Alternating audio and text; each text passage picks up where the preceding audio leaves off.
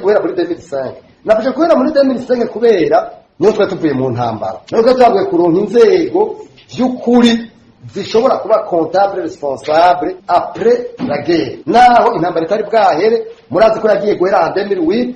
umuhari FNL watwagwa na Rwasa sinyiranye na leta aho rero twari tanguye tukire tudekore economiquement haza rero aba politique publique vuge nkabiri canke atatu kugira sinje muri birere mwibuke politique publique yiswe plantation de plafouille harashizeho na rubrique ikomeye y'amamiliyaridi yari muri budget ayo mafaranga yari gere mu biro by'umukuru w'igihugu barazi ko batera imivyaro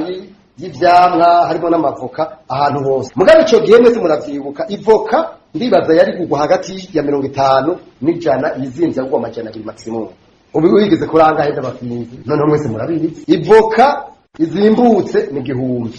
iyo ni izimbutse kandi tagyoshe ibishe kwe ubu rero kuri ibihumbi 3 4 hari n'izugwa 5 umuntu agace yibaza none uyo mugambi wararishije ntiwarishije wapi byaranse mugabo none umuntu atabaza ikibazo inyuma y'imyaka hafi 200 ho barabaye evaluation jamais nta evaluation yigeze yo mugambi nigeze habaye evaluation none mwe muvuze ibintu biri normal nigeze habaye evaluation hari undi mugambi waje bise Charwa zero yaraje murabizi ico gihe budget y'amamodoka ari kuri 12 miliyari ni ibintu twakurikiranye do haze yari kuri 12 miliyari nagira ndababwire yuko obudinane bariko barashira mu ngiro iyo politiki yaciye yija kuri 32 miliyari kandi l'objectif kwari kugira ngo amafaranga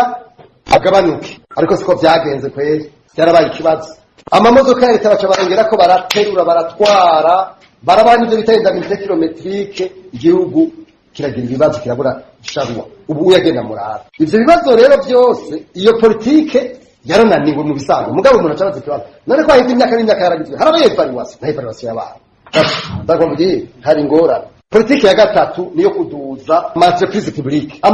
publique ni kintu mu bisanzwe gifasha mu iterambere ry'igihugu mugabo genda murabe entreprise inyuma y'imyaka 3 n'itatu twikukiye turacaye por turushinge